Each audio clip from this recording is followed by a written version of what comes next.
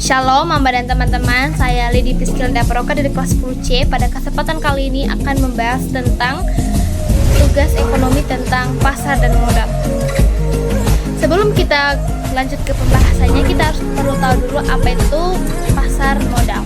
Jadi, pasar modal adalah tempat bertemunya investor pihak yang memiliki dana dengan emiten perusahaan yang membutuhkan dana untuk transaksi jual beli instrumen keuangan jangka panjang seperti saham, obligasi, reksa, dana, dan instrumen derivatif. Yang kedua ada fungsi pasar modal.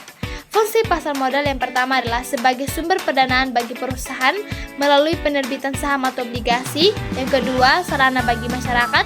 Yang ketiga, mendorong pertumbuhan ekonomi dengan mengalirkan dana ke sektor produktif. Yang keempat, indikator ekonomi karena mencerminkan kondisi ekonomi dan kepercayaan investor.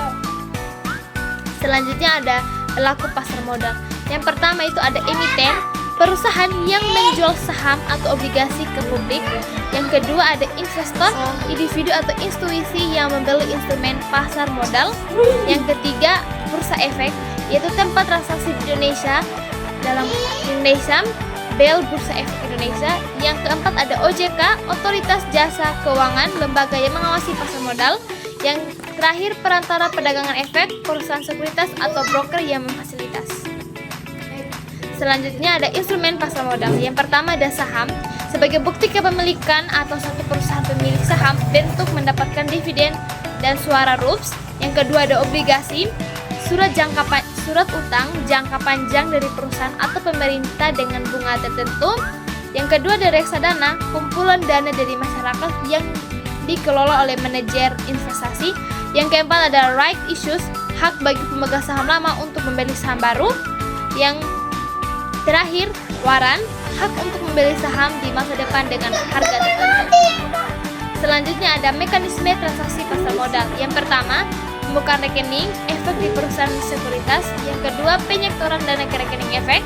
Yang ketiga, pemilihan instrumen investasi, saham, obligasi, reksadana.